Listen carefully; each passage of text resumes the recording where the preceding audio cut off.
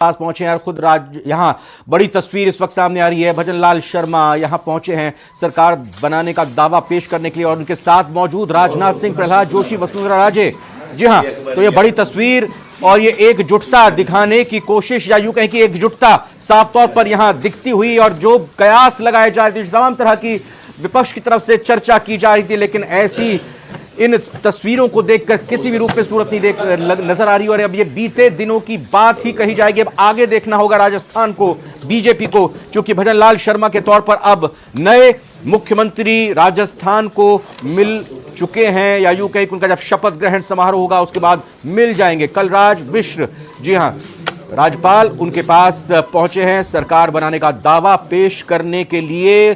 अपने बीजेपी के जीते हुए 115 विधायकों के समर्थन की वो लिस्ट देंगे। अब ये देखना दिलचस्प होगा कि इससे इतर जो बाकी और विधायक जीत कर आए हैं निर्दलीय के तौर पर, जिनको कहा जाता है कि बीजेपी के खेमे से ही 8 विधायक जो निर्दलीय जीते में 7 बीजेपी के ही रहे हैं, तो क्या उनका भी समर्थन पत्र में नाम होगा? लेकिन बहरहाल चूंकि 101 का बहुमत है और 115 सीटें बीजेपी के पास हैं तो उनकी जरूरत नहीं है, लेकिन फिर भी एक सांकेतिक तौर पर समर्थन किस विधायक का या किस और पार्टी का आपसे इतर मिल रहा है, यह भी जरूरी हो जाता है। तो इन तस्वीरों के जरिए आप देख सकते हैं, समझ सकते हैं। डिप्टी सीएम दिया कुमारी भी यहां पर आई हुई हैं, चूंकि अब उनको डिप्टी सीएम के तौर पर जिम्मेदारी दी गई है। ओथ लेंगे तो उसके बाद डिप्टी सीएम बन जाएंगी। और दूसरी ओर बात अगर करें प्रेमचंद बैरवा, उनको भी डिप्टी सीएम के तौर पर बीजेपी की तरफ से नामित किया गया है, नॉमिनेट किया गया है। इस वक्त बिल्कुल खुशनुमा माहौल, चेहरे पर मुस्कुराहट देखने में मिल रही है। भजन लाल शर्मा, भावी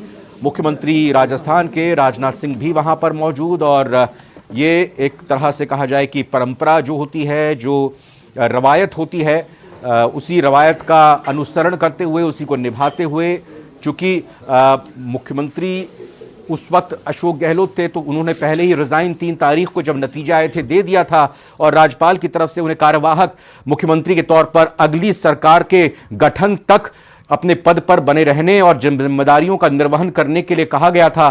तो अब यह प्रक्रिया आगे बढ़ती हुई अब देखना यह होगा कि शपथ ग्रहण समारोह कब होगा। लेकिन राजभवन से लाइव तस्वीरें इस वक्त आप देख सकते हैं और एक ही सोफे पर, एक ही जगह पर पूर्व मुख्यमंत्री वसुंधरा राजे बैठी हैं और आगामी मुख्यमंत्री बीजेपी की तरफ से भजन लाल शर्मा भी यहां पर बैठे हुए दिखाई दे रहे हैं। और यहां दिया कुमारी, जो कि अब आगामी सरकार में डिप्टी सीएम की जिम्मेदारी निभाएंगी, वो भी यहां पर आई हुई हैं। तो ये एक तरह से कहें कि परंपरा का निर्वहन करते हुए, जो संवैधानिक प्रक्रिया होती है उसका पालन करते हुए यहां पर सभी लोग मौजूद। और हमने आपको सुनाया अब से कुछ देर पहले सीपी जोशी जो प्रदेश अध्यक्ष, उन्होंने एक बड़ी बात यह कही कि संगठन के प्रति पूरी तरह से भजन लाल शर्मा समर्पित रहे और कई बार तो पार्टी का जो कार्य और जिम्मेदारी उनको सौंपी जाती थी तो वो अपने घर का भी रुख नहीं करते थे और महीनों महीनों घर से बाहर ही रहकर अपनी पार्टी के लिए काम करते थे। और चूंकि पार्टी को लेकर बीजेपी के कार्यकर्ता यही कहते हैं कि पार्टी हमारी मां होती है, और उसी लिहाज से अगर बात करें भजन लाल शर्मा की तो उन्होंने लगातार पार्टी के लिए कार्य किया। और यह भी जानकारी जिस तरीके से हम आपको पहुंचा रहे हैं, दे रहे हैं कि भजन लाल शर्मा लगातार 3 बार महामंत्री के तौर पर राजस्थान में जिम्मेदारी भी निभा चुके हैं। और उनकी तरफ से चाहे बीजेपी में प्रदेश अध्यक्ष कोई भी रहा हो, लेकिन यह जिम्मेदारी उनको मिलती रही। वो बिल्कुल ये तस्वीरें अपने आप में दर्शाती हुई कि किस तरह से बीजेपी पूरी तरह से एक साथ है, एकजुट है।